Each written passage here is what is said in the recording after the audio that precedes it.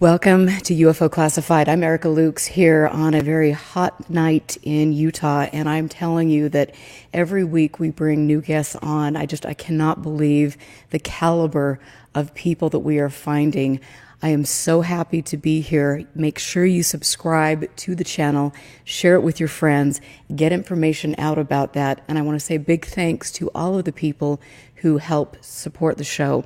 This means a great deal as we are moving on to new things and we're moving to the video platform. I have been sending information out to people who support the show, certain files, and I sent out a huge file on Piedmont and a case that we are going to be talking about tonight to all of the Patreon supporters. So I want to thank you, and I really am here for all of you.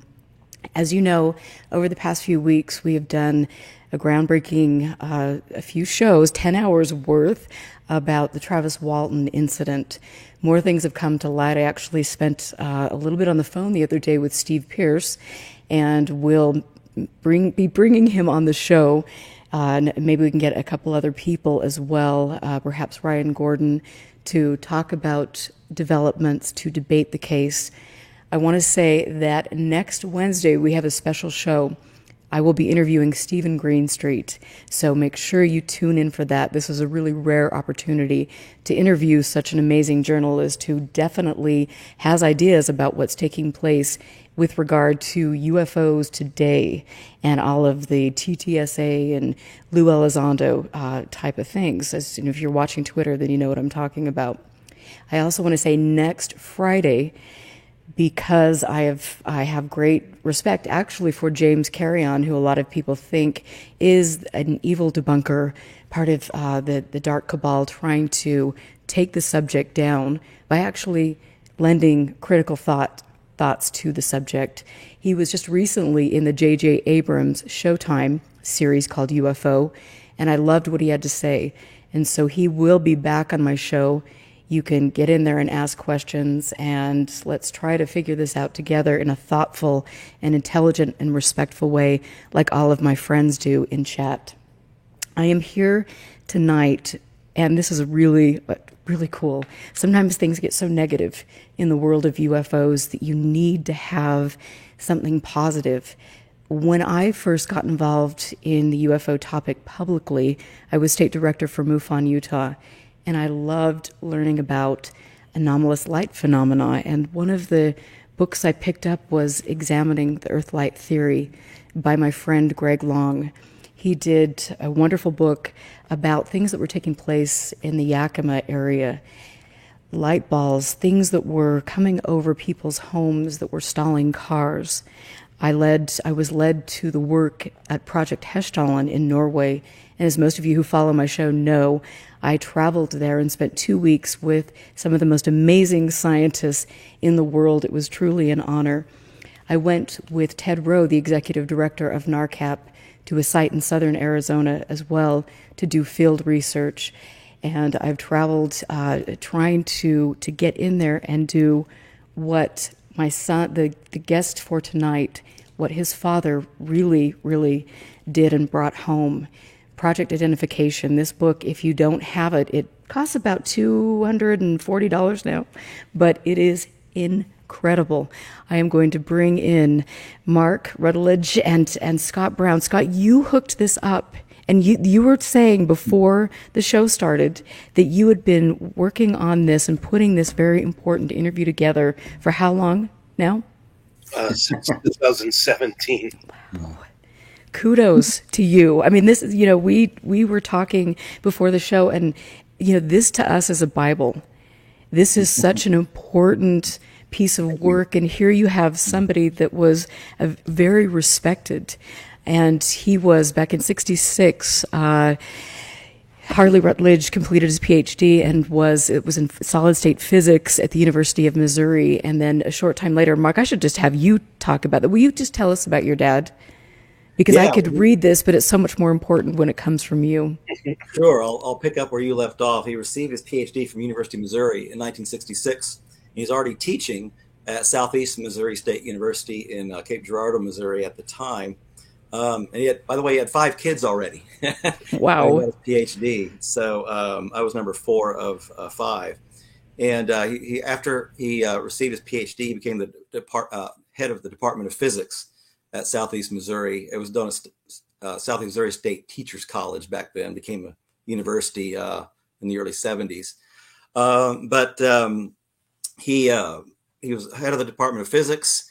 He built the department from next to nothing, and he was determined to make it a solid research institution.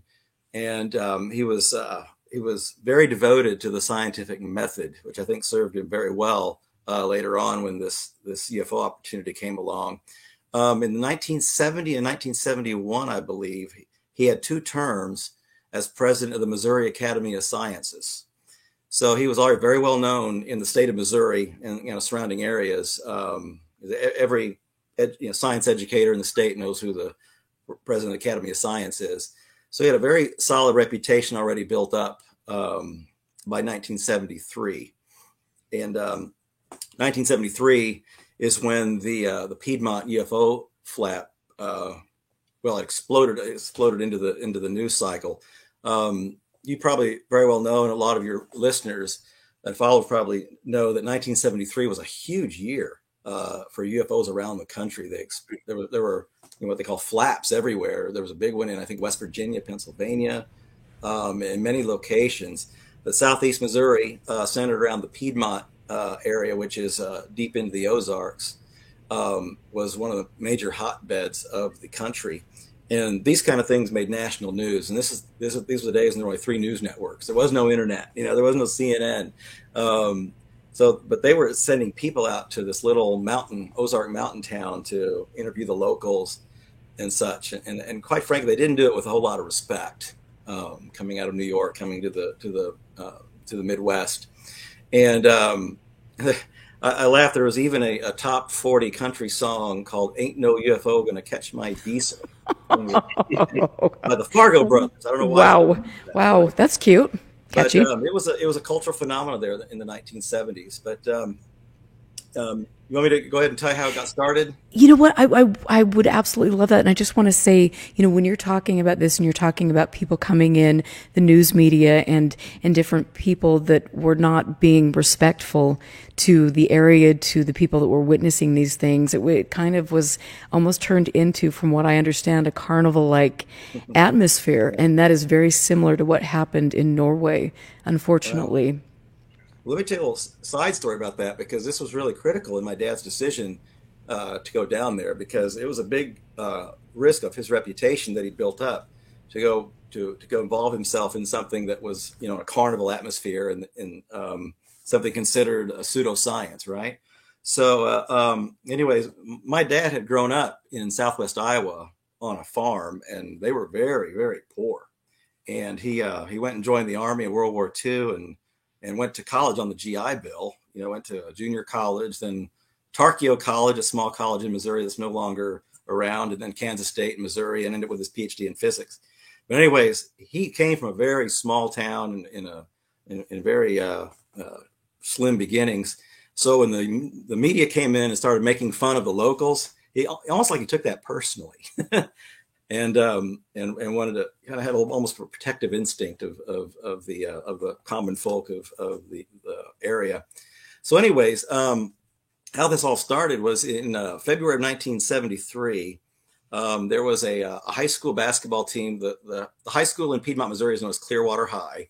It's named after Clearwater Lake, which is a big tourist area, fishing and boating and recreation.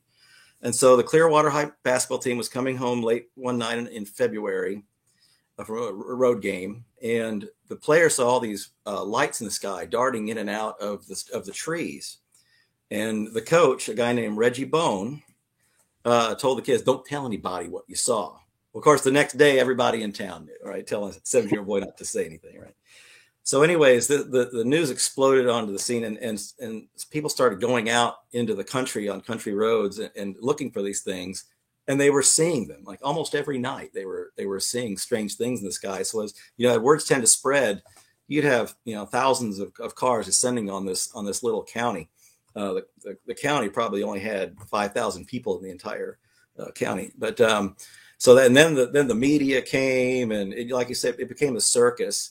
And the townspeople were not only annoyed, but they were kind of scared. And the sheriff of the county ended up contacting Southeast Missouri State University and said, "Look, this is getting out of hand down here. Could you send down a team of researchers or something just to kind of calm everybody down and see what this is all about?" Thinking it might be just some kind of natural phenomenon that could be explained away.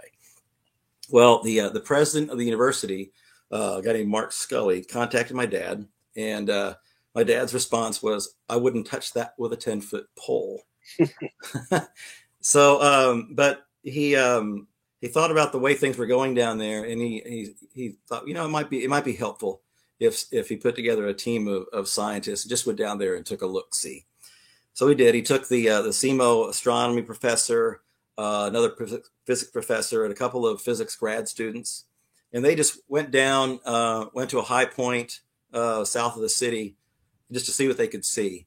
And wouldn't you know, they saw a couple of very strange lights traveling in the sky, and he couldn't attribute it to an airplane, couldn't attribute it to lights reflecting off of the clouds. There were no clouds in the sky.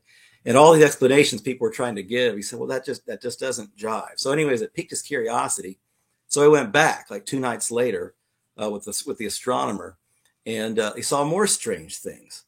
And so I think it was March 23rd. I just researched that date. He wrote a letter to the university president asking for some funds to go down, make a regular research activity out of doing this. And then, and the rest is history, so they say. Oh, and that is so incredible. And you tell that story, and it just reminds me of Norway. And it's so unfortunate that when you have, these people that are seeing something that is so out of the norm, and they really do reach out for help. I mean, I think it's sad that the media has to ridicule people, and it's sad that people can't come forward with things like that. But it's also incredibly inspiring when you have a group of scientists that will step forward and then, eventually, kind of go up against things, put their credibility at risk, and do that for the sake of science and for the sake of discovering something new. And I think that's a really refreshing and quite empowering thing. Well, it's interesting you say that. It's kind of funny. You learn a lot about particular scientists when things like this happen. The 2 professors that went with him initially decided they didn't want to have anything to do with it, but some other physics professors and grad students did, and he ended up assembling a nice little team of researchers that the last remaining month and a half, I guess, of the college semester, they would go down on weekends. And spend like 3 nights in the field. But once school was out, oh my gosh, they were down there. And I was an 11-year-old kid at home, right? And Piedmont was about maybe an hour and a half drive through windy country roads from where we lived. So they would go down and get a motel and stay there for several days. So they were down there 5 or 6 nights a week for a couple of months. Wow. And so it was an exhaustive field study.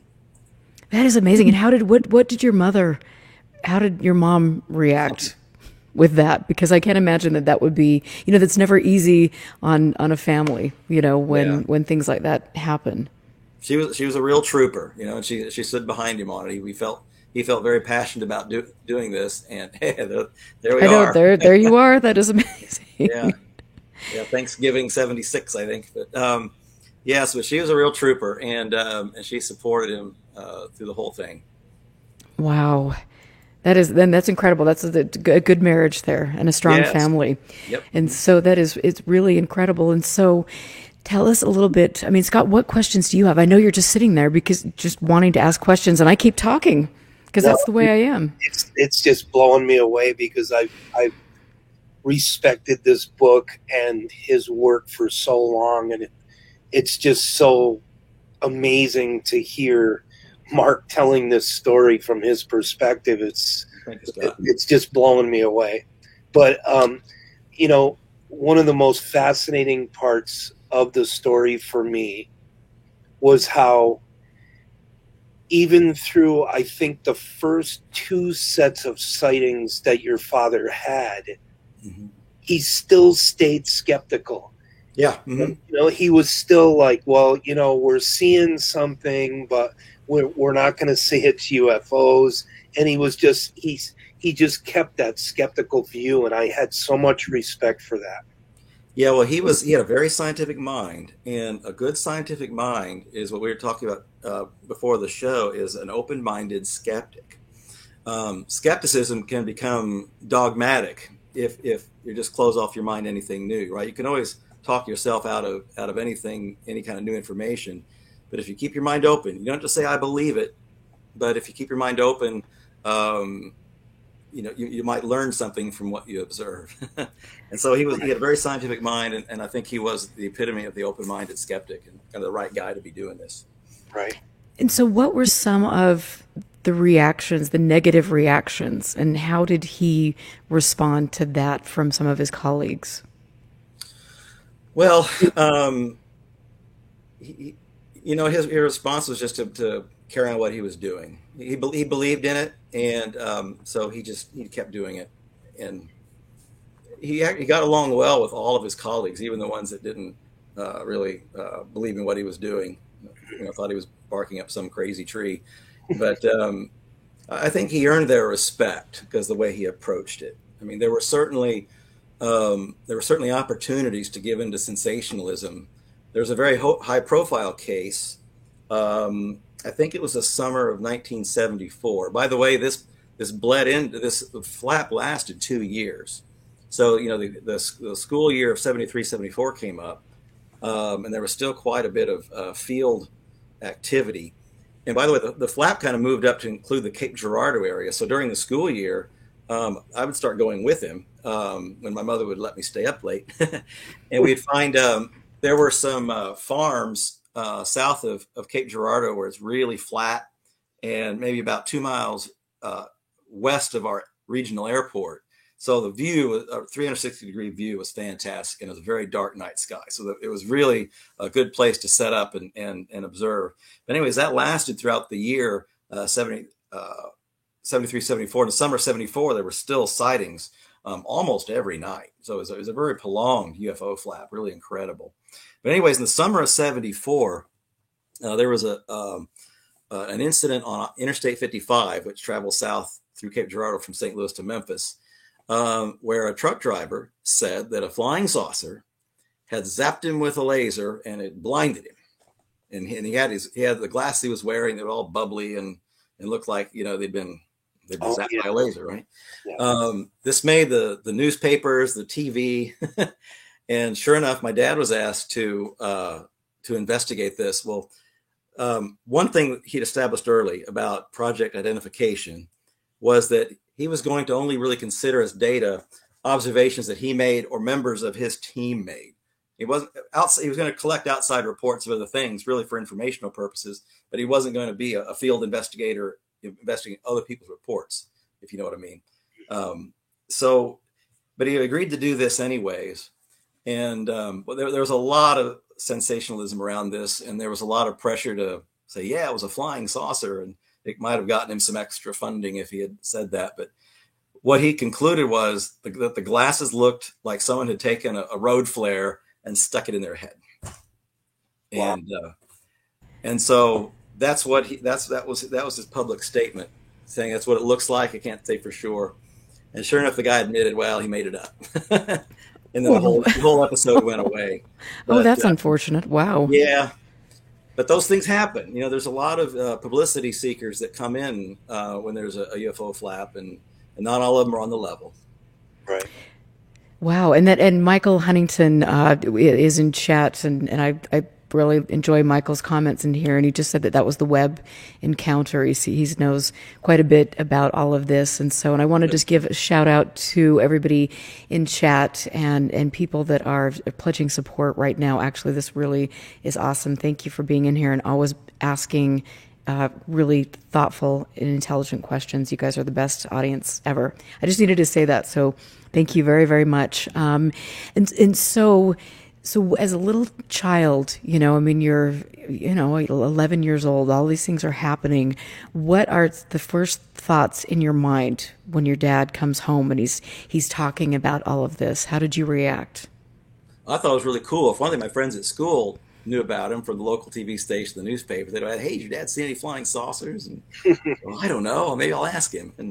And so it was really cool to me. And I'd already kind of developed an interest in space because the Apollo missions were really big in the late '60s, early '70s. The first man on the moon in '69, and then the follow-up missions. And I built my own little model of the Saturn V rocket that was like 3 feet tall. And Do you still have it?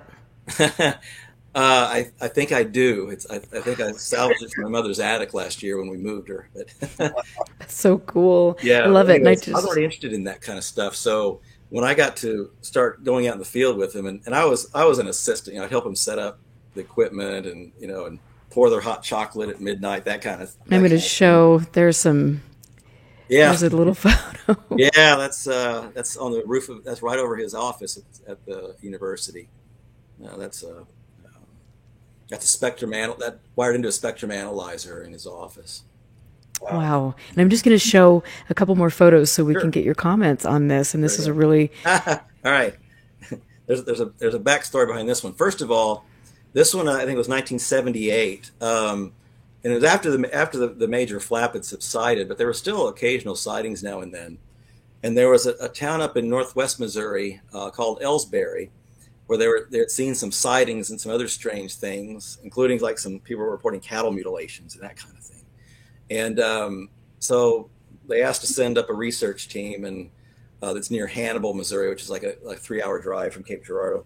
So anyways, we thought, let's go take a team up there. And we had a reporter and a photographer from the St. Louis Globe-Democrat newspaper with us. And so we set up in a field there that night. We didn't see anything, but we did go and take a look around. Anyways, that's where this picture was taken setting up. And I had just broken a tripod when he snapped the picture. And that's for the look on my face. Putting in his book. But I think he knew that. He had a good sense of humor. oh, that is hysterical. But what fun, though, Yeah. for you to be that age and to go out and watch your dad. And you must have been so proud of Yeah. him. And just like you said, the kids at school were actually being, that was a cool thing.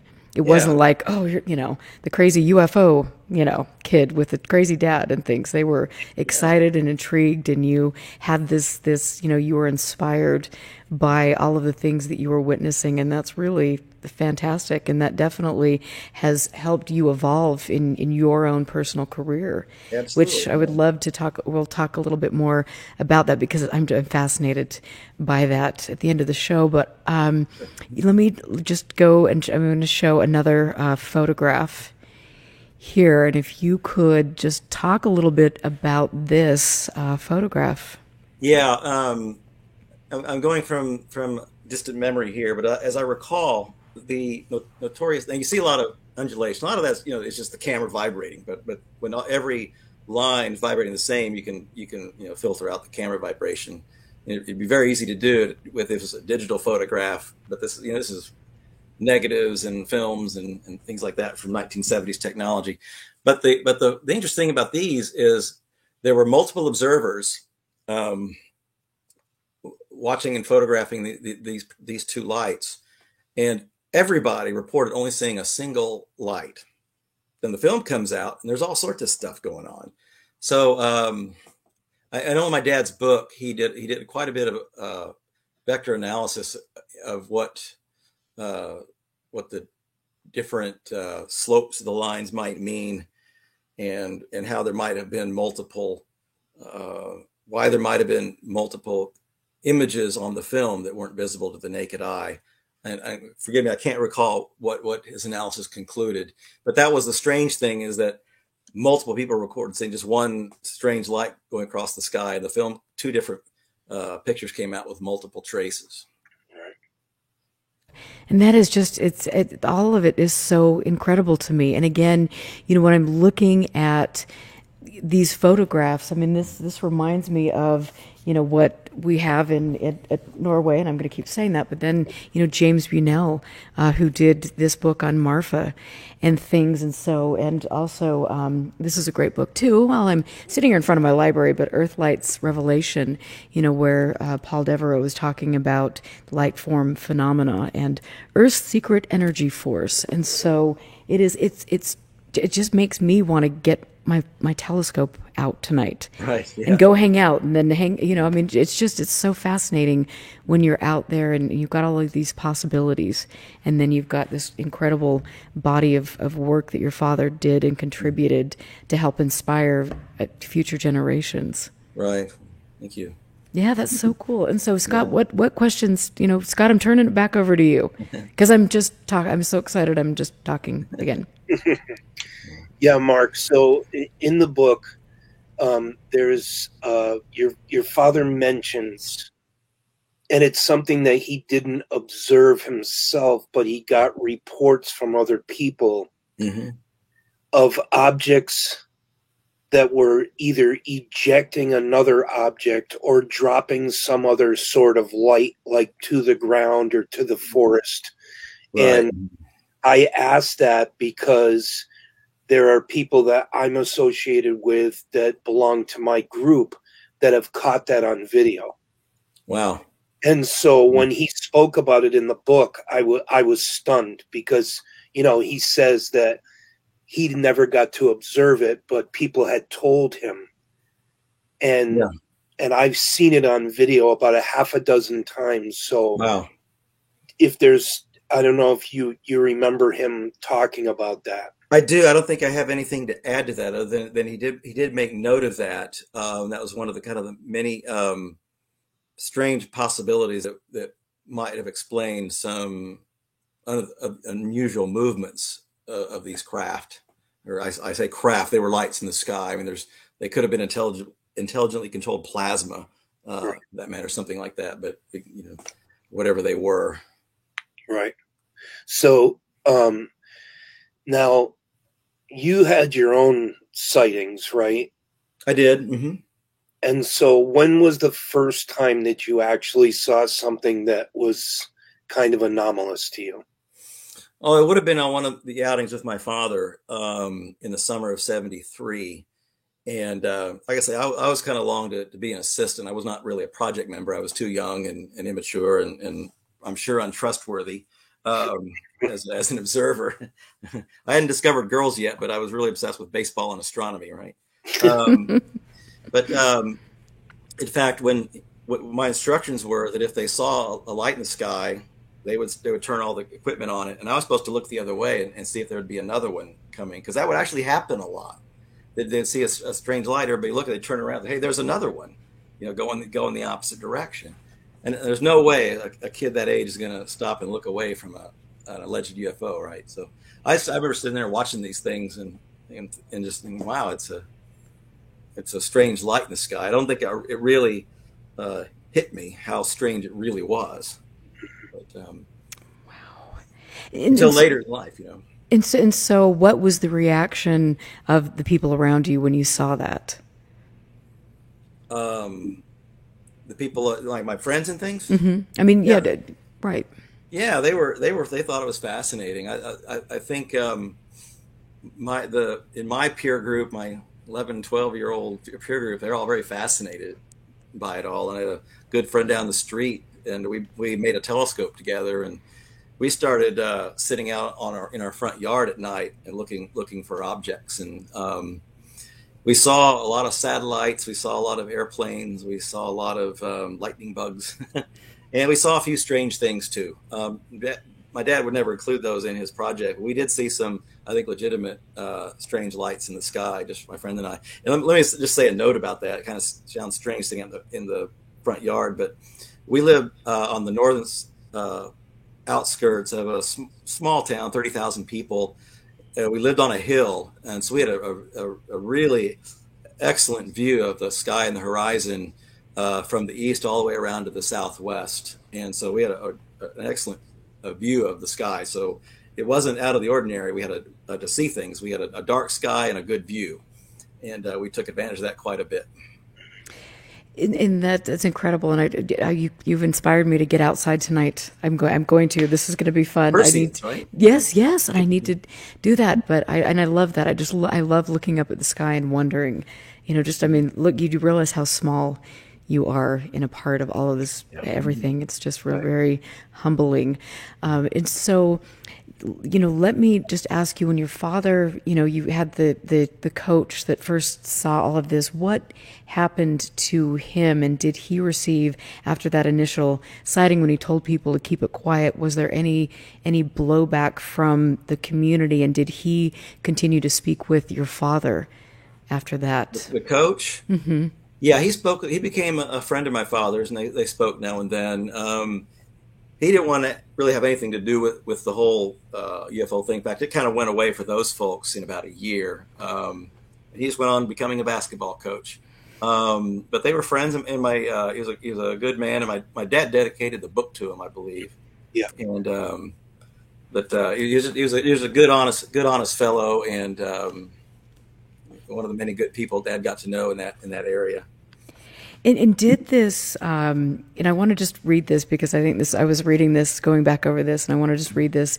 It says, this book is dedicated to the memory of Reggie Bone, head basketball coach at Clearwater High in Piedmont, Missouri, from 1965 to 1974, when he was forced to relinquish his duties because of the debilitating effect of amyotrophic lateral sclerosis. He learned of his disease in the fall of 1972, about 6 months before he and 5 of his basketball players first saw a UFO in the area. Although he did not seek the publicity that made him somewhat of a media personality, the interviews, the phone calls, the visitors, all of the attention helped him to sustain him until his death at the age of 48 on April 5th, 1977. That brings tears to my eyes. That's wow. Yeah. That's really a beautiful dedication. And in fact, just in reading over, again, the book, it is very important to me as a researcher and somebody who loves this subject, just to read some of the candid moments that your dad had. And then there was a particular person who was a radio show host, from my understanding. Benny And Hovis. I think, yes. Mm-hmm. And so talk a little bit more about him and his relationship to all of this. Well, Denny was, I met him one time. Like, let's say I was a kid when I met him. But he was very enthusiastic about all this. And it wasn't really just so much for the publicity for him and the radio station and national media coming in and the local, head honcho at this radio station. I think he genuinely was just excited about it. And he had my dad on quite a bit when he would be down in the area, and they would interview him live with the radio, give updates on the research and things. So I've got to say, most of the local media was very good. The Cape Girardeau newspapers, the local media in the Ozarks. In fact, there was one of the newspapers, it's now defunct, out of St. Louis. It's called the Globe Democrat. They actually funded some of the research in 1974 with the proviso that he would give them first dibs on the story. Wow. And I'm going to show this, and I'm not sure if this is probably not the right one, but I wanted to show a little bit of some of the press that was received. And there is Coach Reggie Bone. Yeah. There. Maud Jeffries, yeah. She was a photography nut and had a lot of good photography equipment for the time. And I know Dad befriended her. I'd never met her. But she was very helpful. Like I think I said earlier, he collected other people's reports. Those are very helpful to tell him where he should go look, what he should look for, and such, and what to be on the lookout for. So he befriended a lot of the locals down there, and Reggie Bone and Maud Jeffries are two very helpful people. And so how did he go about befriending people? What were his methods of doing that? Because I think for, somebody like Scott and myself, it's important to kind of immerse yourself in a community and then get those firsthand reports. And so what was your father's MO? Oh, he was just a personable guy. He'd walk up to him and just, hey, I want to hear about your report. I want to hear what you saw. And I think they just knew intuitively from his approach that he wasn't out there to ridicule him or tell them that they were wrong. But he was genuinely interested, and I think they knew that. And he'd grown up on a farm, so he understood people, I think. And so I think it was just a natural occurrence. And when he received a report, how did he document that? Oh, he kept files on all these things. Yeah. And he wouldn't release them because they were the other people's reports, not his. And I think confidentiality was really important. I have seen his files, and there were a lot of reports in there that I know he'd never spoken to me about, but there were city officials and other very highly respected members of the community that said I had this something happened to something I saw, but I don't want anyone to know about it. And so he'd take the report down, he'd put it in a file, and he never revealed it. And I have the file, and I'm not going to reveal it. So, oh, that is so great, though, that you have his files. Yeah, I mean that is incredible. Do you ever look through them? I looked through them when I was he passed away in 2006, and I archived some of them then, and then. Just about a year and a half ago, we moved my mother out of the home they lived in for 50 plus years. And I took the rest of his research and I archived it. And I haven't really had a chance to go through it, but I plan to someday soon. Well, hopefully this has inspired some interest in you to get out there and talk about it. It has. That is so wonderful. There's a fellow here. I told you that I live in Utah, and we've got Skinwalker Ranch, which is, one of those, whatever it is. It's interesting. That's an interesting place up in Roosevelt, Utah, actually. And they had experienced allegedly quite a bit of UFO sightings, cars stalling, things like that. But there was a gentleman who was a high school science teacher, and he lived in the community, very upstanding person, very LDS. And back in the 60s, he was given different reports because he had the same type of rapport and respect in that community. His name was Junior Hicks. And so he collected over, his lifetime, hundreds of these reports where people were coming to him, and like your father, he gave people a bit of, just that assuredness that they weren't crazy. And it was a very important thing for that documentation to take place, because there are lots of places all over, the world where I think things fall into the cracks. So that's great that you have those files. Yeah, it's they're good to have. Were there ever any, and I've got a question from chat, were there ever any humanoid reports in the area? First, my father never encountered that, nor did his team. I think there were some reports secondhand, but I don't recall my dad having any reports in his files of directly speaking with someone who saw a humanoid. No. Okay, and that's always one of those hot button questions. I mean, I definitely know that they're that's interesting. Thank you for answering that question. And what colors were the objects specifically when your dad was doing research?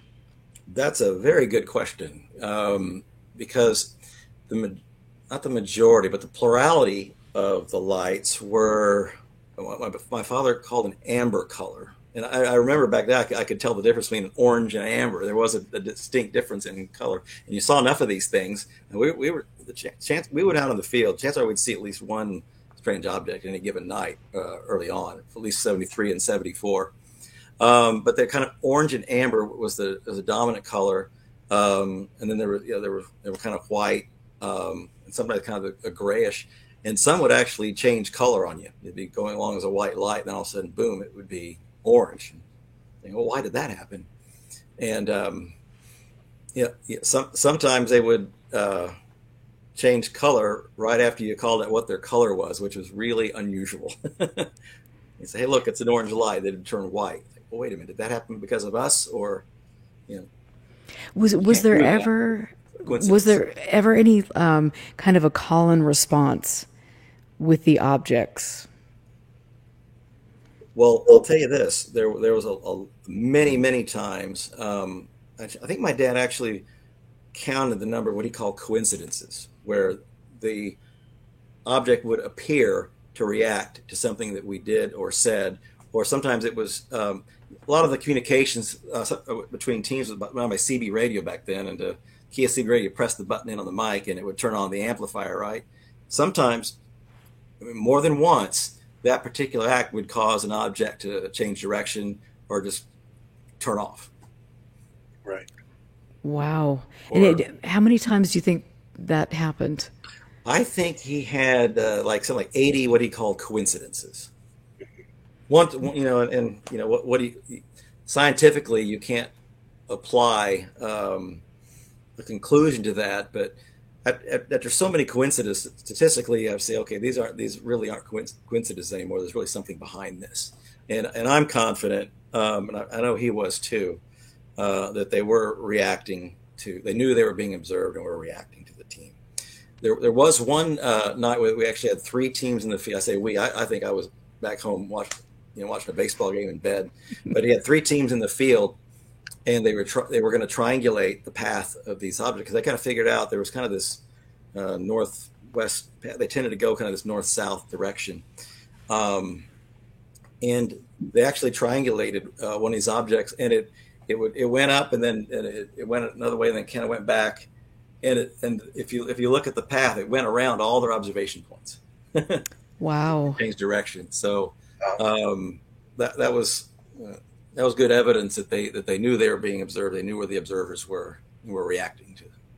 How fascinating. And so talk about how many people were on each team. Do you remember? Oh, it would have been two or three.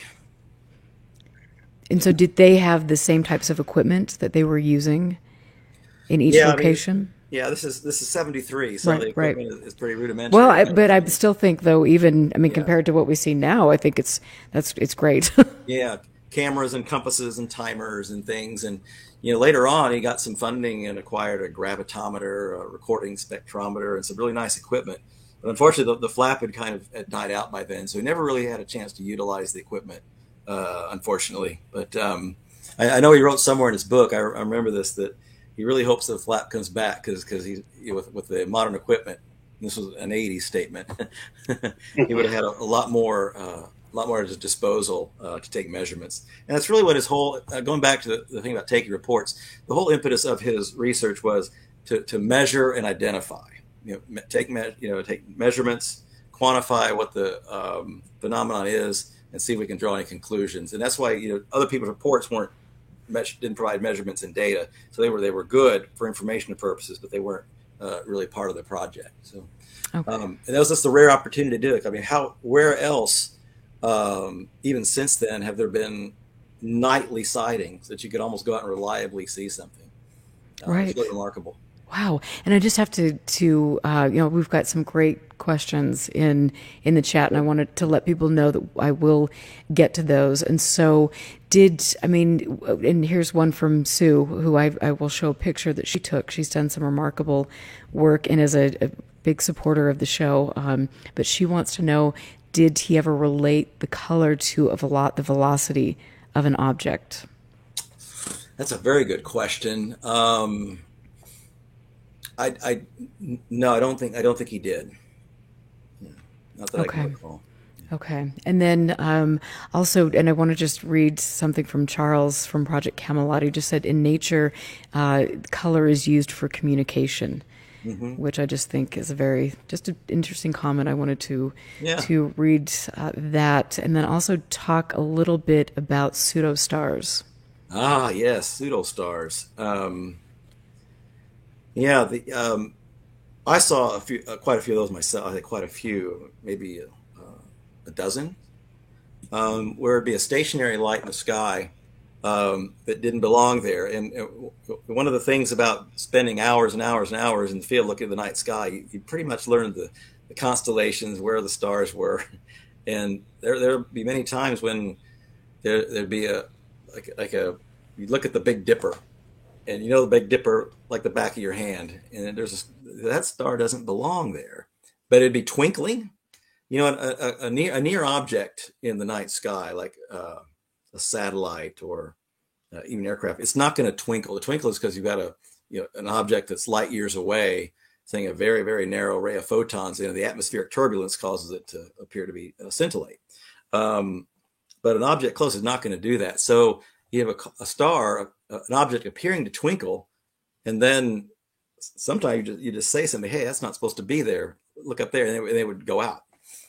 So we call those pseudostars because they looked like UFOs that were imitating or emulating a star. Mm-hmm. And I've seen those too. Yeah. And it's fascinating. Have you ever heard of Dr. Richard Haynes? By any chance, I'm gonna send you, just for fun, just a list of some books. But he worked for NASA, and he wrote quite a few books on observations from people in a scientific perspective and things. And so it'll be fascinating. That'd be fascinating, yeah. And I'll definitely send you a list. I'll give you homework. Be scared. Yeah, good. Yeah, well, that kind of reminds me of something. We would our phone would ring off the wall sometimes with people calling my dad. Name was in the phone book, and saying, "Hey, I think I see a UFO. What's it look like?" And 95% of the time, it'd be like a star rising over the horizon. And when the stars over the horizon and they're bright, they scintillate even more. They appear like they're even jumping around, even though it's just the atmospheric effects. And so he'd let him down easy. He'd say, "Well, I think that's the star Capella. It's one of the brightest stars in the sky." And then he's a teacher, right? He would explain why they were seeing that, and they wouldn't feel chagrined. They would feel ill-educated after the phone call. So I think that's so great, and that's important. I just will say that when in the UFO world, I think sometimes people who aren't even scientists, I mean, they have this kind of they're so puffed up because they think they know A, B, C, and D, and they can be very off-putting to people that are honestly getting out there and asking questions or seeing something that can be explained. But it's very, very cool that your dad had that way of, again, empowering. I use that word a lot, but empowering people to say, hey, this is what you were seeing, but try again and learn more. And right. I think that's what all of us, we can learn that lesson. For me, it's been really fun to learn what explainable, mundane objects are. It's like, okay, great, I can figure out, here's the flight path, this is the way A, B, C, and D would behave, and I know Scott's done the same thing and has tried to really teach people how to do that. And then when you do find something that is truly anomalous, it's like, whoa, this is really cool. Yeah, it was always fun to watch Skylab fly over back. If you remember Skylab, it was a relatively low orbit, and it was very bright, and it would move very fast across the sky. And people get excited when they saw it. They go, "Oh, that's just Skylab." Think, "Wow, I can see Skylab." Yeah, you sure can. Wasn't that cool? I love that.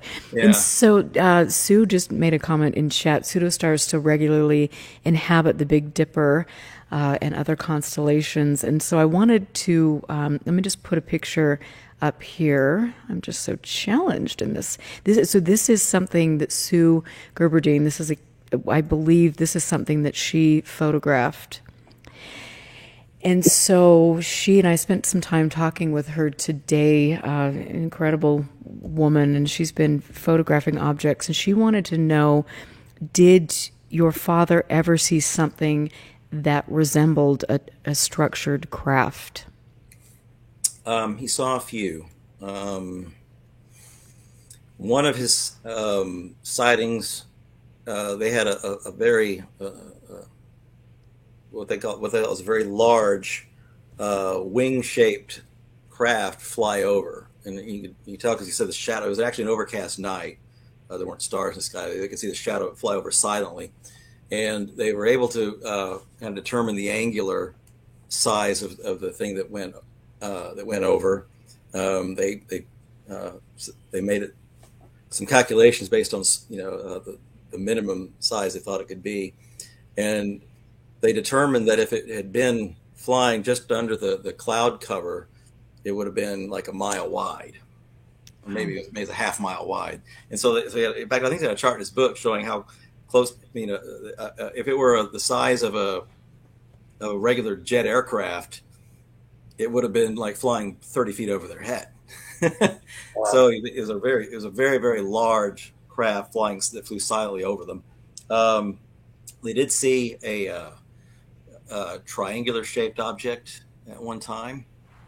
And he saw a bullet shaped object in the sky outside of his office one day. Wow, what years were those? Do you remember the general time frame? Yeah, the first two that I mentioned were in the flap period. The bullet shape was later. After the flap was over in '74, there were some random sightings that went on for several years. But it was no longer to the point where you go out in the field and expect to see something. It was more done at random.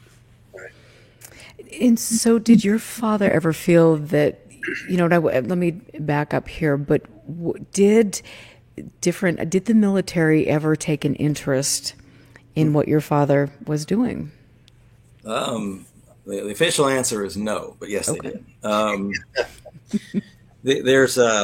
And my dad was in regular communications with military type people. We were very interested in what he was doing. They were very careful not to tell him that they were investigating anything, but there was interest. And in fact, I remember one episode, the four-star general, the head of North American Defense Command, NORAD, General Seth McKee, had grown up in Southeast Missouri and was a graduate of Southeast Missouri State University. So he started coming to the area quite a bit to visit his mom, where he hadn't done that so much before. So anyways, there was some interest. My dad had talked to a gentleman who was on General McKee's staff, and they didn't say a whole lot, but they were pumping him for information. You could tell. We did see, and I want to back up and just make a general comment, because I've gotten this question throughout my life whenever the subject of UFOs came up, and my dad has gotten this question. It's like, well, why are you seeing them and no one else? And the short answer is really the true answer. That's because we were looking. I mean, I think I still go out when I still go outside. And the first thing I do is look up in the sky, just as a reflex. And so we're always just kind of looking up and checking out the sky, what's up there. Now, 99% of the time, it's nothing, right? I mean, but that's why we would see things. And we were out one day. I think we were just throwing the football around in the backyard, like an October day. And I looked up and said, "Hey, Dad, I think that's a light." And it's very rare to see them in the daylight, and usually at nighttime. And we looked, and sure enough, we both saw it. And I ran in to get the camera. Of course, I drew the short straw. I had to go in and get the camera. When I came out, my dad said that it had taken off, and seconds later, an F-4 Phantom jet came flying by. And if you ever seen an F-4 flying, they're loud, and it had its afterburners on. You could see that too, very visible. And then it came back and started doing a figure eight, which is a typical search pattern. So yeah, we saw an F-4. Was it a chase? I don't know how far behind the F-4 was from the object, but one thing that my dad had determined in the flap days was that some of these objects will appear on the radar, aviation radar, and some won't, because they were tied into they could call the radar station. The closest radar antennas were in Nashville. In Kansas City, I believe. No, then St. Louis. And so they call and say, are you getting anything? It should be about 10,000 feet. And they say, no, we're not. But they would pick up sometimes they do this from an airplane. They would do it by radio, but they could pick up the airplane, but not the object that was sitting out in front. Right. Yeah. So, wow. But anyway, so this we saw an F-4 chase something right from our front yard. Wow. And that was broad daylight. So where was the nearest military installation? Oh, yeah, the McDonnell Douglas, St. Louis was 100 miles away, a little over 120 miles away. Fort Leonard Wood was probably 100 miles away, and Blytheville, Arkansas was probably 100 miles away. So we were probably 100 miles from anywhere, any Air Force installation. Wow. Yeah. And so who else? I mean, you mentioned the four-star general. Who else kind of came around and was interested in what your father was doing? there were a lot of ex-pilots in things. No one of stature, no generals or anything, but there were a lot of ex-pilots, military pilots that would contact my father and say, "Hey, look, I saw something when I was on this mission that I can't explain." And I reported to my superiors, made a report. I never heard never heard anything from it. The Air Force had a high profile visible program anyways called Project Blue Book. You've probably heard about that. There was in fact, in the early 70s during that UFO flap, there was a little TV show called Project Blue Book where they kind of recreated some of the things they did. It was kind of hokey. I think it lasted a season, but anyways, and so they ended that sometime before 1973, but they were still investigating things. There were Air Force people coming around that would ask questions. My father would take reports from people who had seen something and say, "Oh yeah, the Air Force guys were here yesterday." Wow. So yeah, they were still investigating, but it was an open secret in the area, but it was not publicized at all. Interesting, fascinating. I want to just ask about this man. J. Allen Hynek. Of course. Yes. So what was the association there? How did your father come to know Hynek? There really wasn't one. They had divergent goals. This whole thing. Hynek was an investigator, and he wanted to talk to people and interview them and that kind of thing. And my dad wanted to go into the field and take measurements, and so they met and they decided that they mutually decided that they weren't after the same thing. Wow, that's fascinating. Thank you for sharing that. I mean, and Scott, okay, Scott, take over. What questions? Because I'm again hogging the mic here. I just want to comment on that I've always felt that was probably Hynek's one of his biggest lost opportunities, because I think if he would have spent some time with your dad, maybe made some observations, it might have changed everything. But I think it seemed like he kind of dismissed it, and like you said, they were looking at two different things. I don't know how early on I think it might have been fairly early in the phenomenon, but I don't think Hynek believed that people were going to be able to set up in the field and actually see things to measure. I think he thought it was a project that was doomed to fail. Right. And right. So I don't think he believed in it. And so they just went their separate ways. Right. And and another comment I wanted to make was, I think I have always felt that the book is the most underrated book that's ever been written in all of ufology. Oh, I appreciate that. And one of the reasons that I say that is because, during that time, there was a lot of what they call nuts and bolts. So everybody was seeing metal discs and metal balls and machinery, whereas your dad was recording balls of light phenomena. Mm-hmm. And I think that's one of the reasons why a lot of ufologists kind of pushed that book to the side, because it wasn't falling into their, little idea of what UFOs were. Right. Mm-hmm. And whereas today, a lot of what we see and a lot of what I capture and other people capture, it's some type of light phenomena. Like right. Erica was showing, the books that she has revolve around that light phenomena. Right. Mm-hmm. Yeah. I think a lot of people, say lay people who aren't really well versed on the topic, they want to hear about space aliens and flying saucers. Right. Lights in the sky. Like, well, okay, so what? But if they've ever seen one that would be standing still and all of a sudden instantaneously take off, or make look like a perfect right angle turn, in short, that look like they're defying the laws of physics as we know them, I think it's pretty exciting. Right. Yep. For me too, when I was state director for Utah MUFON, I was kind of shocked that so many people were dismissing things, even though there were reports of things that were stationary and then moving away, as you just described, kind of at breakneck speeds. And they would say, well, these are Chinese lanterns. They would make, without even investigating or without even pulling up weather data where they could clearly see that these objects were flying into the wind and, are behaving in ways that are questionable. But I think there's just a lack of understanding there. And for me, I've always had such a great passion in what your father did and what they're doing in Norway and in different places. It's fascinating. Well, it goes back to kind of the scientific aspect of these things. And there's a hierarchy of, I think, potential explanations for these things. And if you apply Occam's razor, the very first one you have to address and eliminate is natural phenomenon, right?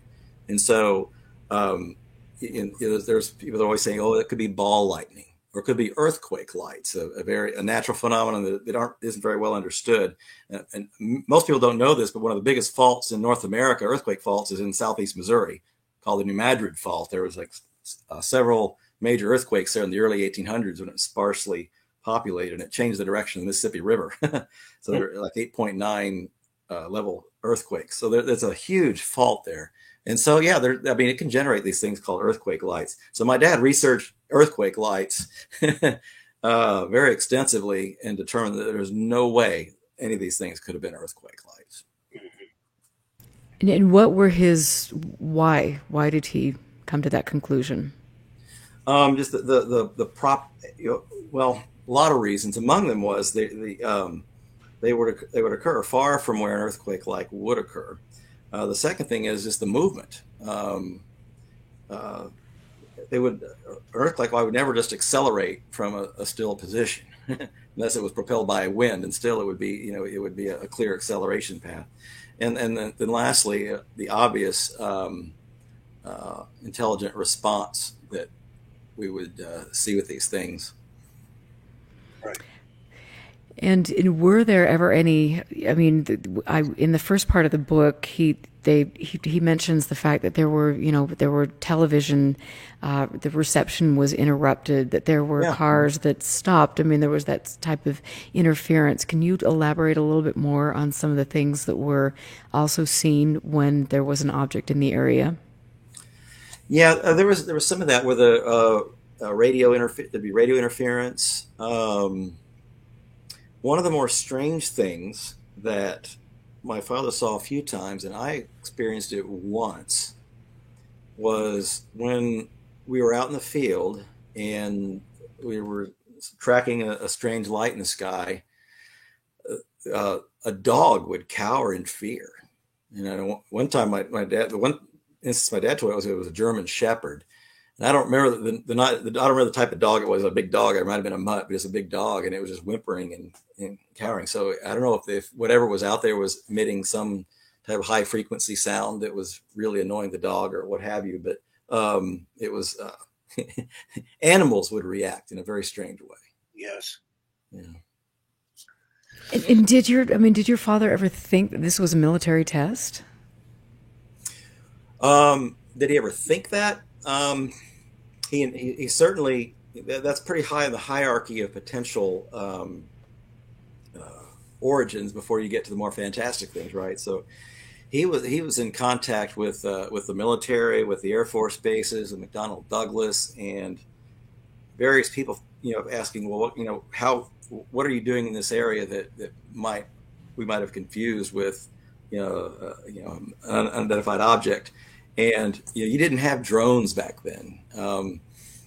There was a program that was that McDonnell Douglas was working on, RPVs, remote. Well, I don't know what the PC, but it's basically unmanned vehicles, which are now we call them drones, and they're very common in our military. But these were in development in the early 70s, and were not taking test flights.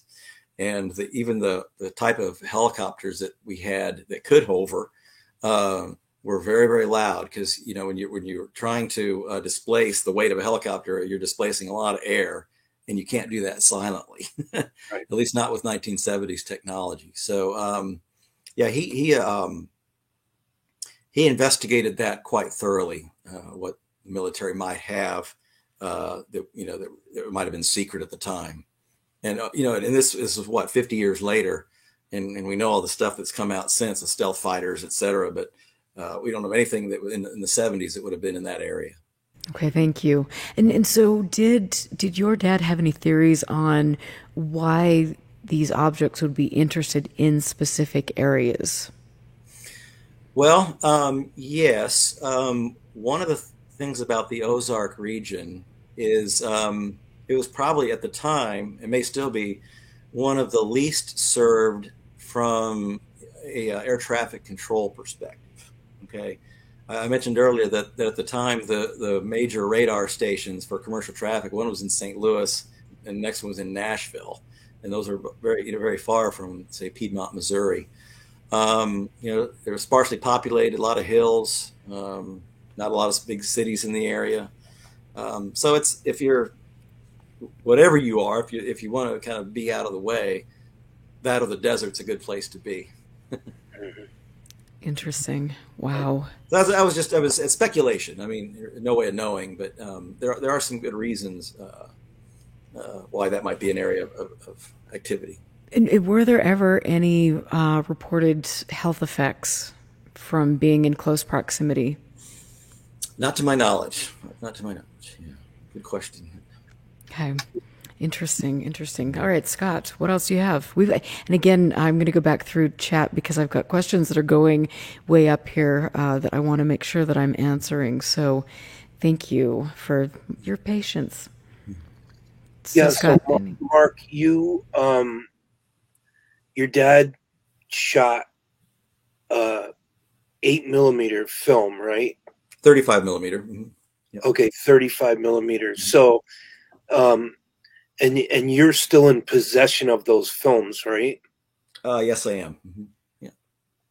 So, I think they're in pretty good shape. I've not examined them closely. Film does the silver and emulsion will deteriorate over time, but I think they're in pretty good shape still. So, right. In fact, I'm glad you bring this up. It kind of lights a fire under me to go to make sure that they're archived. Yeah, that would be great. So, also, you had mentioned to me when I spoke to you on the phone that you may possibly republish the book again. Yeah, I want to do that. Yeah.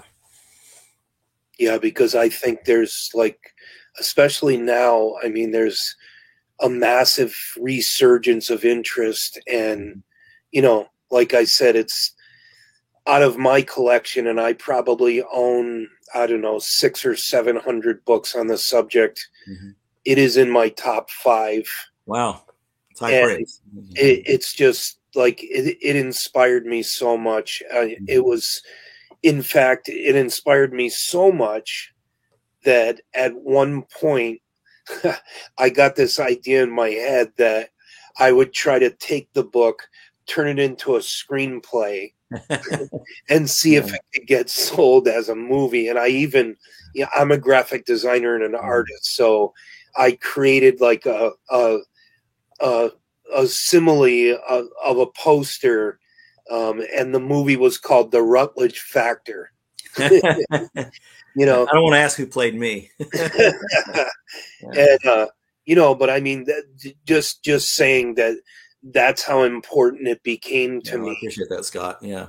If there was more people who had half the credentials that your father had, that would just step into this, look at it, and that's the problem. There's a lot of scientists that they're doing work, but they're doing it anonymously, mm-hmm. And they don't want to put their name out there. But your father, he had the guts to do that, and I have so much respect for that.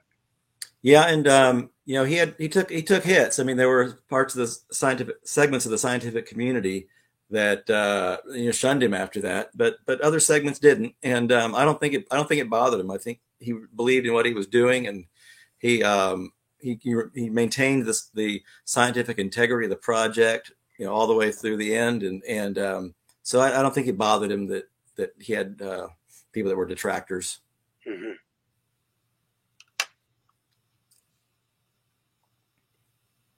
You're muted. Okay, I made it this long. That's actually a miracle right there. So you've witnessed a UFO classified miracle. I made it this long. But I mean, so you had, mentioned, back in the 70s, there was an uptick of activity. There were a lot of cattle mutilations, a lot of UFO sightings and flaps all over the country. With that, there was also a lot of press coverage in tabloids. And they were, there were the dead bodies that we're seeing. There were, I mean, it was made into this something that should be a serious opportunity to learn. It was made into this comical, even more so, kind of a circus-like atmosphere. What did your father think about some of the reports that were coming out? And did he think that they were legitimate attempts to discredit what should have been a very serious scientific study?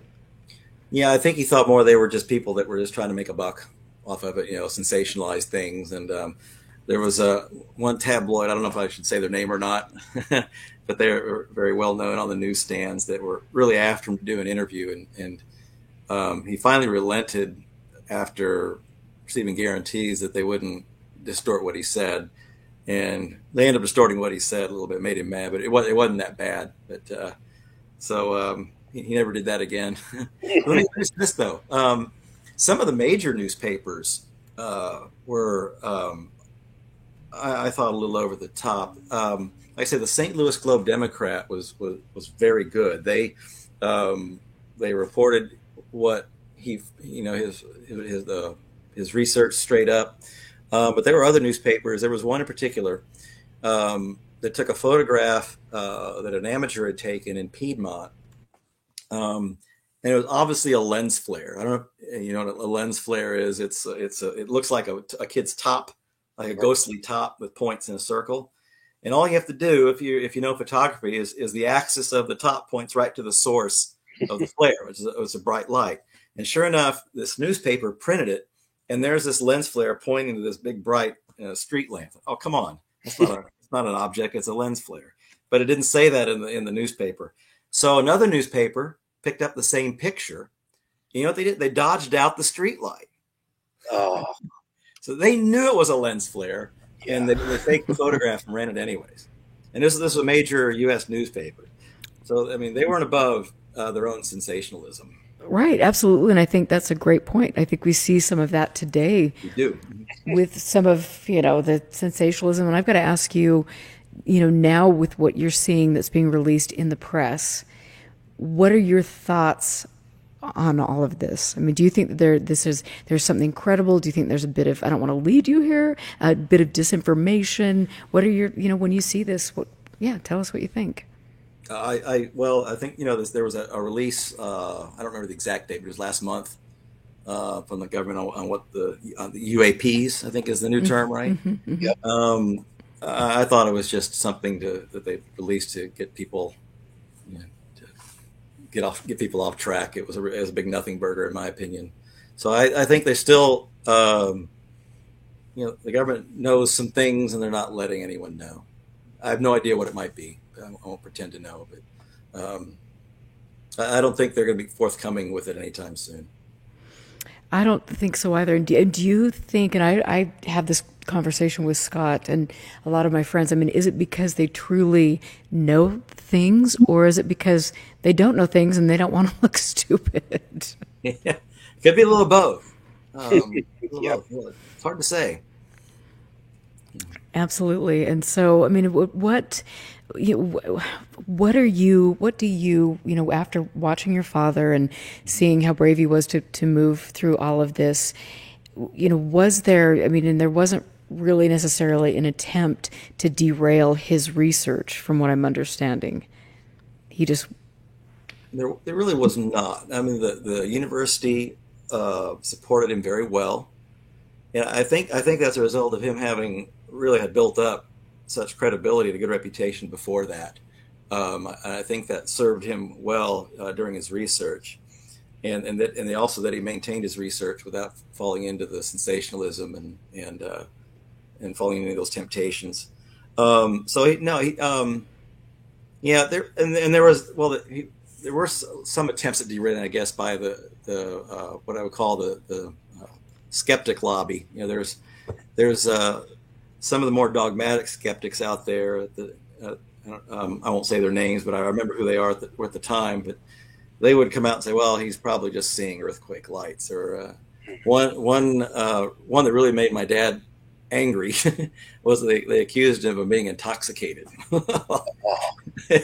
which I don't know where that came from, but I know it really made him angry. So, but that's kind of thing's just slanderous, and it's there's no basis for it. And was that an individual researcher, or was that a group of people? Well, I think it was an individual.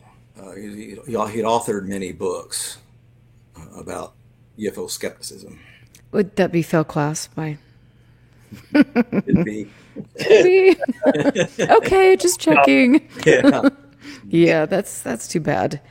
That's unfortunate. And I want to ask a question here. Let's see, Jim Morrison. He wants to ask if you've seen Jim Morris. Have you seen Stella Lansing's photos of UFOs?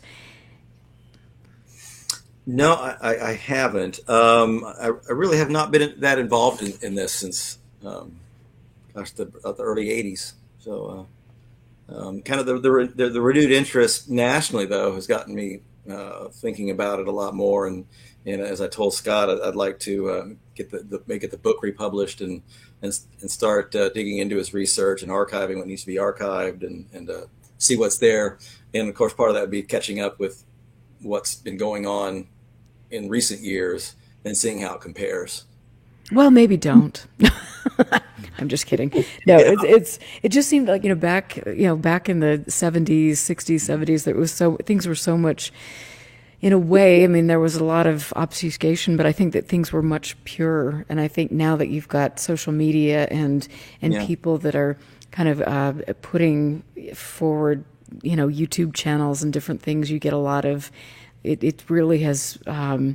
It's done a lot of damage to the subject, but hopefully by you speaking out and by good, a few good people that are putting forward honest work with integrity, I think that some good things can be done. Well, interesting you say that, because in the world of science in general today, I think the state of research is abysmal. If you look at the top scientific journals like New England Journal of Medicine, JAMA, Psychology Today, Nature, Physics Today, etc., there have been more publications that have had to be retracted for whatever reason, sloppiness, fraud, just they couldn't reproduce the data. More papers have been retracted in the last decade than the entire previous history of these publications, which last well over 100 years each. So the quality of research that's being published has really gone down, and I'm really concerned about that. What do you equate that to in general? I mean, why would you think that would be the case? Well, there's a lot of reasons for it. There are some people that are studying that. I mean, fraud is fraud. You can just put that aside. There's always going to be some fraud, but a lot of it is a sloppiness. People try to fudge on the statistics a little bit. They'll fudge in other areas because oftentimes research can result in fame or fortune or both. And when those things are on the line, scientists are human too. And if you're a pharmaceutical researcher for a big pharmaceutical company, and your boss is saying, "We've got to get this vaccine, we've got to get this thing out before our competitor does, or we lose billions of dollars," and your job's on the line, and all of a sudden you're a few percentage points away from saying this really works, you might fudge those few percentage points to keep your job in today's environment. And that's kind of one of the things that's happening. Is there's a lot of sloppiness and a lot less rigor. Right, and I do think that probably the less rigor would apply to the $22 million that the Pentagon allocated for UAP research. I think there was probably not a lot of rigor in that or standards, and I think it'll be interesting to see what happens with that. And so, I mean, is the allure there with the UFO? World. I mean, what would contractors have to gain by pursuing UFOs? a contract. Well, so if you've got And, somebody who's, I mean, yeah. is it, are they using the UFO topic as something to hide covert programs, or are they doing this to truly study, like your father did, to do a good scientific research Yeah, study? I think that's a $64,000 question. That's a good question. I don't know. Yeah. Just had to throw it out there. Yeah. Interesting. And so, Mark, talk a little bit about, your background, because you had this wonderful experience with your father. You, Mhm. grew up just having, going out and looking at the sky and wanting to learn more. And you have an incredible background. And so, if you don't mind sharing some of what happened to you, your schooling, and where you went from in your life. Sure, sure. Yeah. Well, this is a lot less interesting than my father, I can assure you. But I don't know. Your yeah, bio is very impressive. yeah. Well, doing this stuff with my dad, I got very interested in astronomy, and I went to, I got a physics degree from Southeast Missouri State, and my intent was to go off and get a advanced degree and be a research astrophysicist. But the private sector came calling, and I ended up landing a job with Rockwell International in Defense Communications Division, and I was like a staff physicist doing some really interesting things. At least to me, as a 23-year-old, Wow. we worked on. I worked on basically an interface for the Air Force One communications fleet that was designed to block what we called compromising emanations. In short, so the Soviets couldn't pick up on somebody typing on Air Force One if they're sitting on the tarmac in Moscow. The KGB would have all sorts of electronic monitors on the power cords and such, and they had ways of determining what keys were being pressed and things like that. So I was a young kid, and I was given the task of designing electronics to combat that. And I was very proud at the time that the NSA told me that my systems passed the very first time clear, and that was evidently that was kind of rare. So I was very proud of that, and I'm pretty sure that technology is still flying on Air Force One. So I'm very And proud of that. your father must have been very proud. Yeah, he was. He was. It's funny on the project they had promised we were going to get a ride on the aircraft, and then the promise turned to, well, we're going to get a tour of the aircraft. By the time we finished the project, I got a coffee mug that said Air Force One.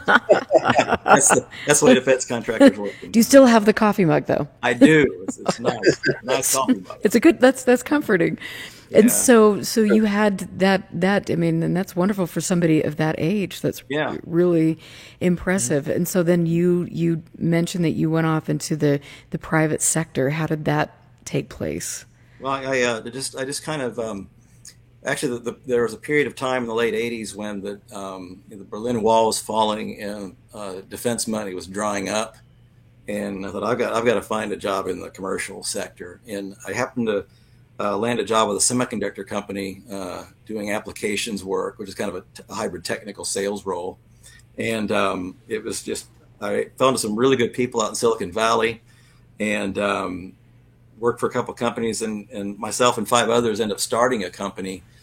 Actually, we all got laid off from a company one day and thought, well, what are we going to do now? So we decided to start one in 1997, and we ended up a very successful venture. We were the company that brought universal battery charging to cell phones and handheld electronics, which we're very proud of. Wow. So some of you might remember the day when if you lost your charger for your Nokia phone, you had to go spend $50 on a little charge accessory. We were the ones that solved that problem. And then we were acquired by Qualcomm, a huge, $30 billion California company in 2012. And so I worked for them for a while, and just I left Qualcomm in 2018 to pursue other interests. Wow. Wow. Yeah. That must have been absolutely fascinating. And so were you located in Silicon Valley? No, I spent a year and a half out there when we started the company called Summit Microelectronics. Then I moved back out to Texas, where I moved there from. So I've been in Texas all but 2 years since college. Wow. Yeah, but you must love it. And so where is the rest of your family now? Well, I have 2 sisters in Virginia. I have a sister in Cape Girardeau, Missouri, and my mother still lives there. And I have a sister who's what I call her a rocket scientist, working on military type things in outside of Boulder, Colorado, Niwot, Colorado. Wow. Really spread out. Yeah. That is I think amazing. they're And listening so, tonight. that is amazing. That's so cool. And yeah, and hello to your family. Yeah. What? How did your mom? What towards the end of your father's life? How did he feel about all of this? Did he reflect on it a lot? Did he have any regrets about projects that he wanted to start but didn't?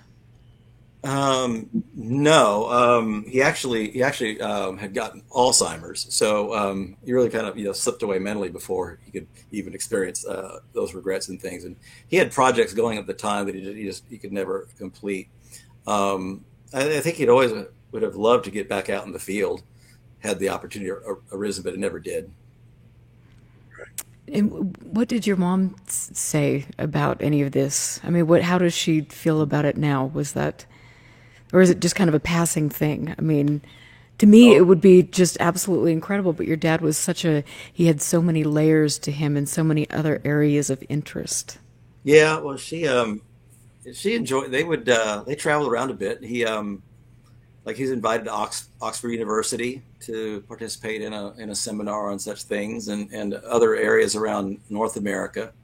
I'm trying to think if there's any other international travel, but she'd go with him and such and go to these things. So she enjoyed the ride, and that was his area of expertise, and I think she enjoyed it and supported him. That's wonderful. And so when he went to Oxford, do you remember what year that would have been? In the oh gosh, the early '90s, I think, sometime in the early '90s. Interesting. Do you remember any of the names of the people that were there? I don't. Okay, that'd be interesting. I'll have to look into that. It's always fun to look at different places and notice that there are similar people that Yeah, are popping up, and I love that. And I remember so he was well received there. So I bet mhm. it's probably refreshing to have somebody with his background Yeah, that is yeah. there to present without a lot of yeah, a lot of hype and things. And so, I mean, what else, Scott? What other questions do you have? Because I know, Scott, like this is a big moment for you. You've been, you've been prepping for a long, long time. I'm just enjoying listening to Mark. Um, Thank you. so I want to go back to where Mark talked about how there was a possible um, intelligent reaction from these objects or this light phenomena. So, Mark, um, are you aware at all of the recent Nimitz encounter? No, I'm not. So they sometimes call it the Tic Tac incident. Okay. So so this is a big thing that's going on right now. It's Yeah. just come to light in the last couple years. Um, there was an exercise off the coast of California, and some ships that were out there detected objects dropping from I think 80,000 feet to right above the ocean, Hmm. back and forth. They detected it on radar. Allegedly. Yeah, so they sent some jet fighters out there, and one of the men that was flying, that was a witness. His name was Commander David Fravor, and when they got to the location, uh, they saw this disturbance in the water, and over the disturbance, they saw this tic tac shaped object moving erratically and doing all these very weird maneuvers. So Underwater. no, Above. above the disturbance. Okay. So when they saw this, he began to come down on top of it, and when he did, it pointed its nose up at him and began to mirror him and come up at him. And Hmm. um, so, long story short, this they had only seen this thing very momentarily, and it took off in a burst of speed that almost made like Yeah. it disappeared. And Right. this is broad daylight. Hmm. So what happened was, um, they have what they call a cap point. So this is a spot in the air that's only the information's only given to a handful of people during the exercise. They keep it secret. No one knows about it, and they have to meet at this area.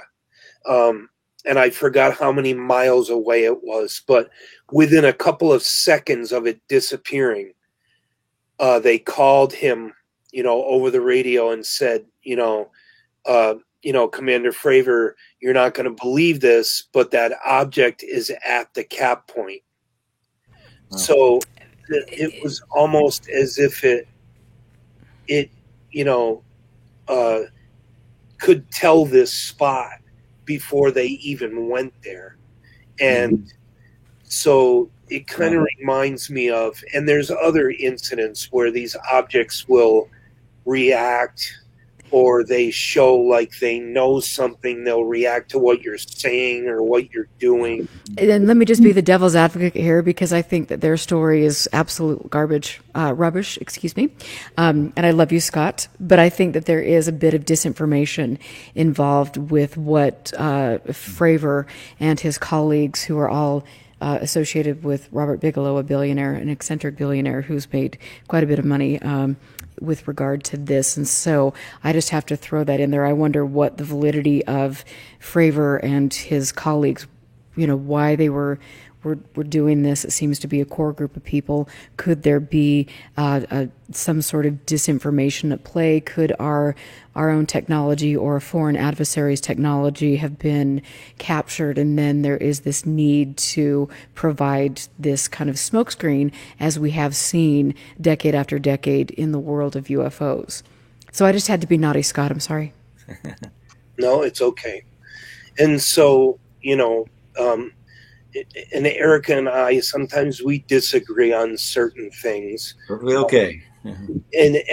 But there was a lot of people involved in this situation, and when these radar tracks were recorded, apparently some people boarded the vessel.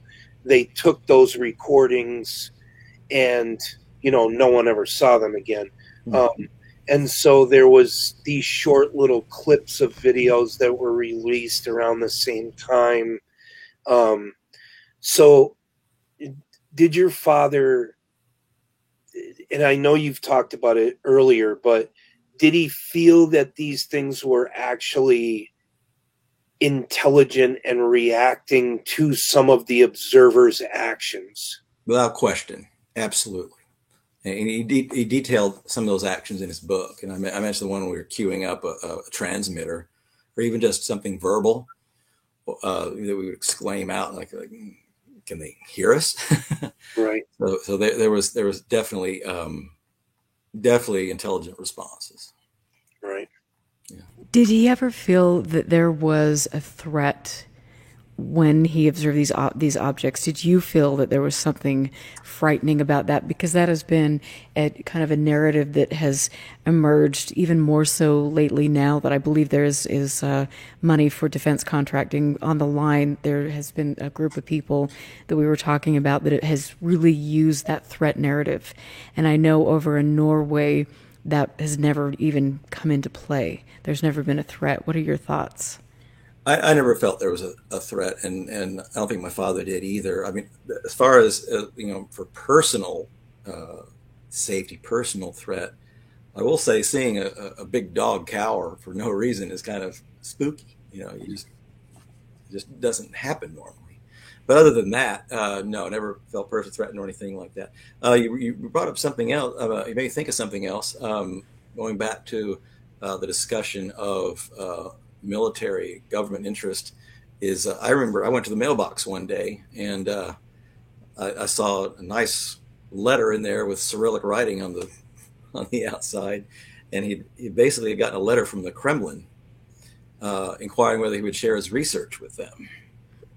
Wow. And, he didn't bother responding, and I don't know if he told any authorities not that he got a letter from the Kremlin, but he didn't do anything with it. But I thought that was pretty wild as a 14-year-old. Hey, my dad got a letter from the Kremlin. Do you still have that in the I, archive? I bet it's still in his files somewhere. Oh, how cool. Yeah. Wow. Wow. That must have, that's great that he didn't respond. That probably, Yeah. and I think a lot of times we make the mistake of getting involved in things. In fact, there was a conference a few years back that was over in Russia, I believe, and there were different UFO researchers from specific countries that actually went over there. And I always think to myself, interesting.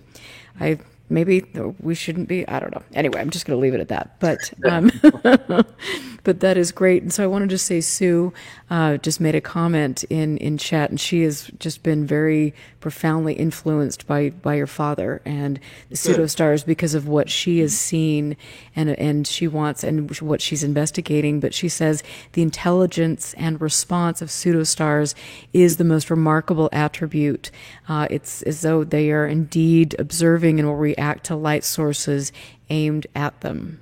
That's right. Think about that, because for that kind of situation, there has to be a positional aspect of it, but nowhere to place yourself between the observer and the star, right? Or so it's really a remarkable phenomenon if you think about it. It is.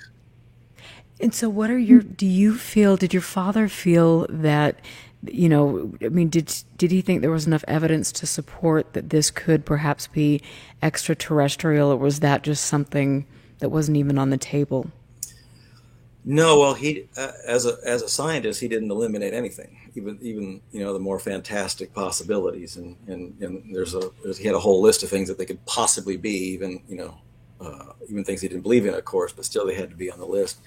But he knew that they were not some kind of natural phenomenon, right?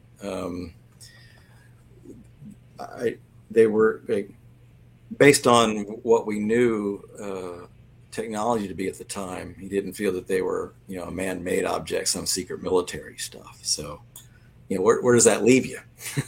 Right. Yeah. And of all the remaining possibilities, some kind of extraterrestrial origin is probably near the top of that list. So he didn't come out and say that they were, or suggest that they were, but you're starting to get into areas like that, though, and you can eliminate the two most comfortable, if you will, explanations. It's incredible. And I have to just ask you, and this is personal and you don't have to respond, but was there ever, a point in time when, and I'll just kind of preface this with Junior Hicks, was very LDS, very spiritual man. And there was a researcher here in Utah who wrote the Utah UFO display, Dr. Frank Salisbury. And he was, I have the great pleasure of going up to the University of Utah Special Archives and spending a great deal of time going through all of his work. And it was a very hard thing for him religiously to go through things and then to have these realizations that this could potentially be something else. How does that affect my religious belief and my place in the universe? Was there ever any of that type of thing that your father experienced?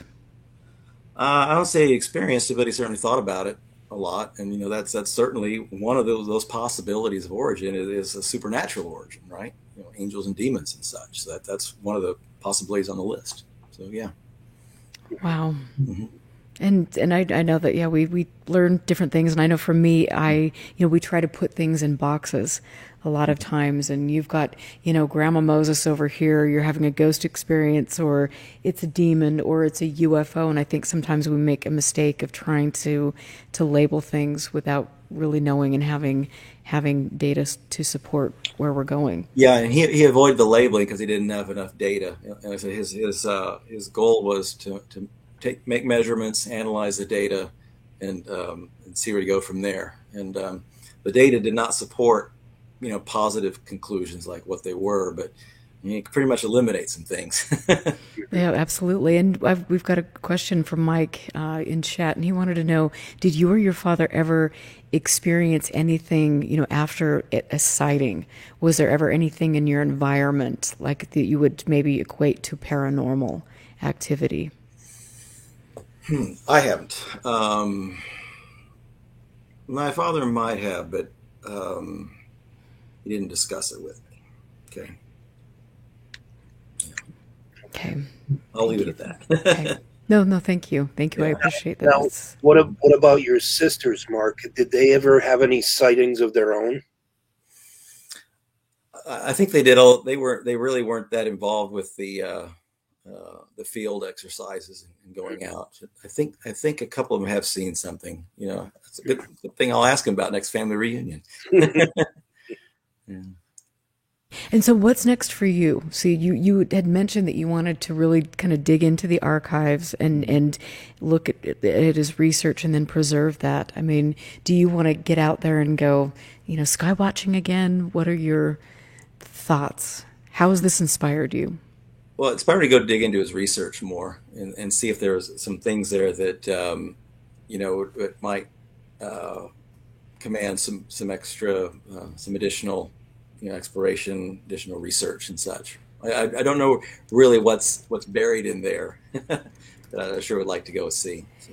And would there ever be a chance that you would share some of that with other researchers, or would Absolutely. you donate that to? I know there are a few people like Frank Salisbury who donated his work to the University of Utah, which Right. was really amazing for me to be able to go there and look and learn from his work.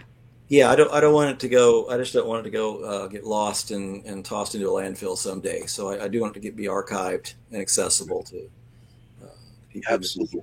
Yeah. And it's so important. I know for me, and I mentioned that I have an archive here that I've been working with my mentor, Barry Greenwood and Jan Aldrich, and a few other people in the field who I have a lot of respect for, but they've been teaching me how to do this, and I'm in the process of setting up a nonprofit so I can have a place here in Utah where people can come and research things, and it's just so important for people to be able to look at not only the field research that your dad did, but also to look at him as a person. Yeah. And to learn from him, because none of this is easy for people that have the bravery to come forward and try to do this and push boundaries. Yeah. And that's what science should be about. Right, absolutely. Certainly, Erica. Mm-hmm. Absolutely. And I wanted to say thank you, Steve, for contributing to the show and all of the great comments. Again, I want to brag here for a minute, but I don't think there's another show where there's so many people that ask such great questions and who are so thoughtful and respectful. And I really appreciate all of you guys. You guys are amazing. I appreciate it too. So yeah, absolutely. And so Scott, any closing thoughts as we get ready to wrap up the show this evening? It's been fascinating for me, and I can't thank Mark enough for doing this. And like I said, pleasure. The book is like just the most underrated book in all of the research that I've ever done. And hopefully, Mark, you can stay in touch with us, and sure, if you make any progress, with the archiving, or maybe have the films converted to digital or whatever you're going to do. Just, it'd be cool to really keep in touch. Yeah, sure. Absolutely, Scott. That'd be great. Yeah. And it can't be that underrated because it's going for $230-$40 a pop. I think it's scarcity, right? I know. Well, I mean, I don't know though. There are lots of books that are scarce, and nobody's paying $2 for them. Right. So, well, the publisher was Prentice Hall, and they were one of the biggest publishers at the time. And my dad felt that after it published, they weren't interested in that whole genre anymore, and didn't really publicize it. So I don't remember what the run was, but it wasn't very large. Wow. I was very disappointed in that. That would be interesting to find out what the run was and things. And I want to just show off. I know Scott had something in there, but I actually have, it's signed by your dad. Oh my gosh, that's wonderful. I know. Yeah. Who's it to? Signed version too. Yeah. To Lewis. Your wife was so thoughtful to choose this book as a gift. Oh, how about that? Lewis, I'm glad your wife was That's right. on top of things, so I could inherit that and things. And so, I want to say thank you. And do you, Mark, do you have, what does your family think of this? are you? Oh, I well, mean, just my wife thinks this is all very interesting. does she? Yeah. That's good. So she's like your mother. Yeah, she It doesn't know what is. to really make of it, but she finds it interesting. So, Well, Nice. I mean, interesting is a good way to put it. yeah. Yeah. Yeah. So I She's never just been and I exposed to anything like this before. She met me. So. well, I think that's kind of a given for most of us, and I just want to show here's a photo. Yeah. Yeah, the eclipse. So describe what you have there. What gear do you have? Well, my wife has a little Celestron telescope, and I have looks like an old Olympus OM2 with a 300 millimeter lens. And this is just a few years ago, the eclipse back in, was it 2013? Mm-hmm. 2015? This is my 2015, mother's yeah. front yard. This is the front yard we used to observe from, but the trees are a lot bigger now than they used to be. But anyways, I made my own solar filters there just out of some, what you call space blankets, aluminized mylar, and made some solar filters and photographed the eclipse. Oh, I would love to see some of your photos of that. That was such a crazy.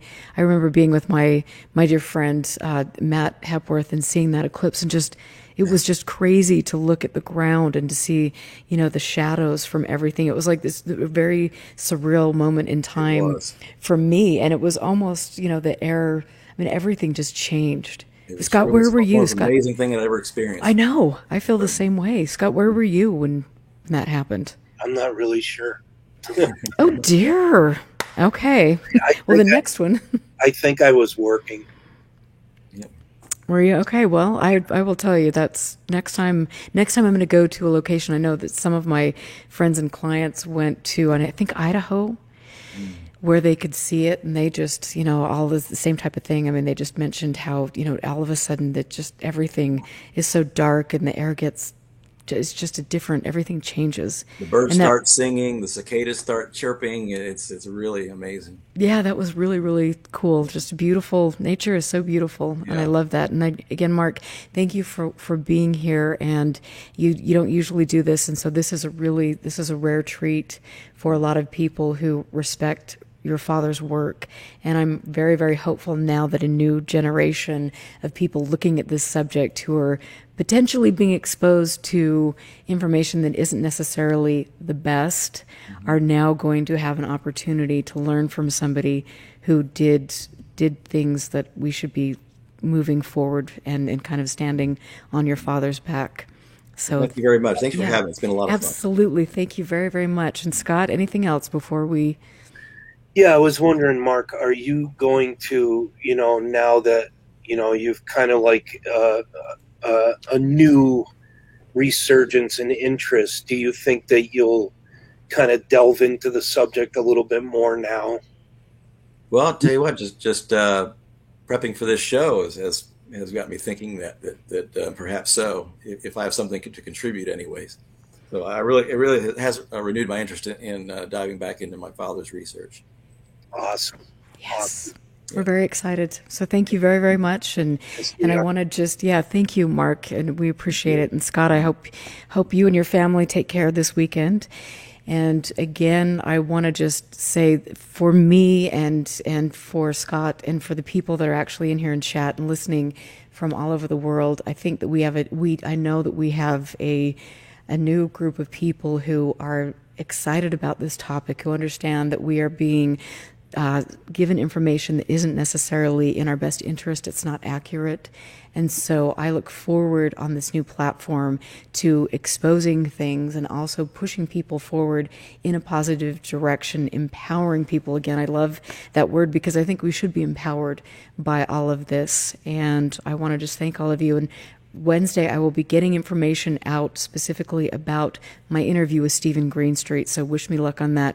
Send me questions. And then also with James Carrion, I want to just say that that's going to be a great interview. James Carrion has been, as I mentioned at the beginning of the show, was recently in the J.J. Abrams production on Showtime called UFO.